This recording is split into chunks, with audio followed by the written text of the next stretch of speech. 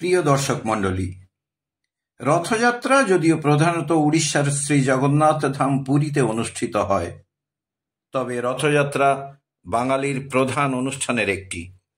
সাধারণত আষাঢ় মাসের শুক্লা দ্বিতীয়া তিথিতে প্রতি বছর রথযাত্রা সমগ্র দেশে তথা বিদেশের বহু স্থানে মহা সমারোহে পালিত হয়।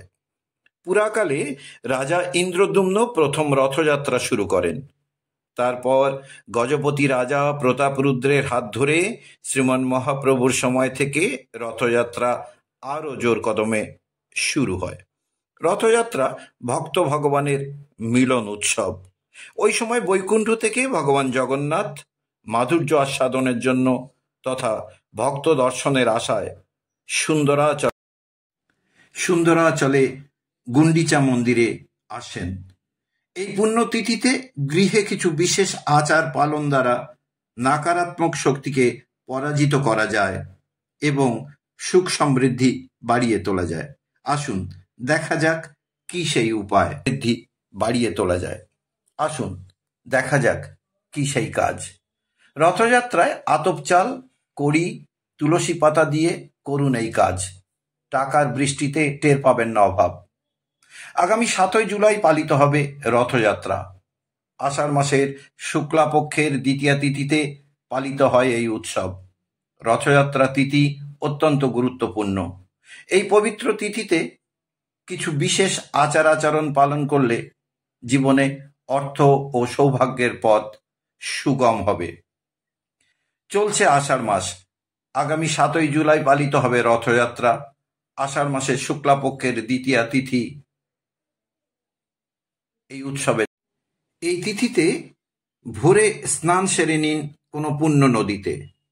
স্নানের সময় জলে কিছু নিম পাতা ফেলে দিন।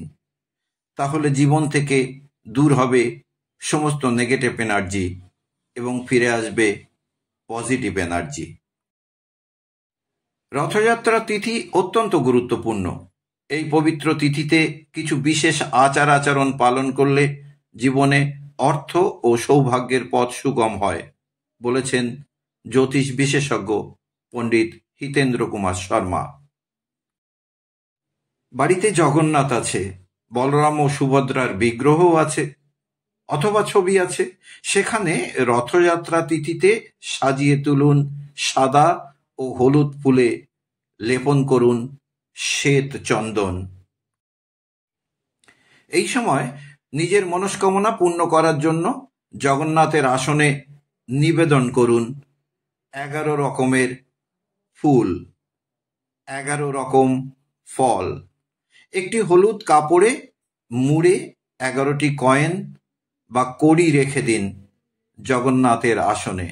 তাহলে আপনার মনস্কামনা অবশ্যই পূর্ণ হবে।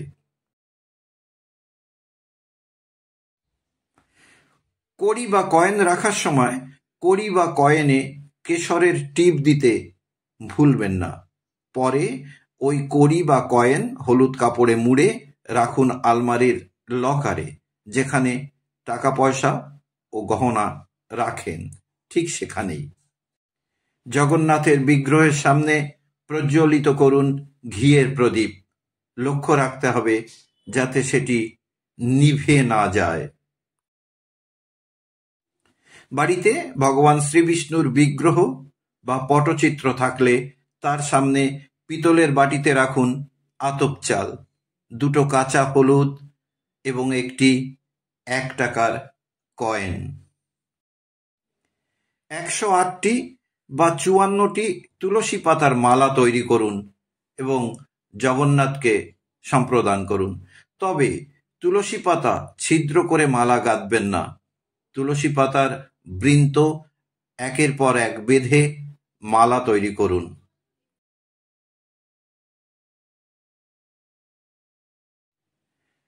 প্রিয় দর্শক মণ্ডলী, রথযাত্রায় বৃক্ষরোপণ বাঙালির একটি প্রধান কাজ। রথযাত্রায় যথাসম্ভব দান ধ্যান করুন। এই তিথিতে বৃক্ষরোপণ অত্যন্ত শুভ, তাই এ কাজ থেকে নিজেকে বিরত রাখবেন না।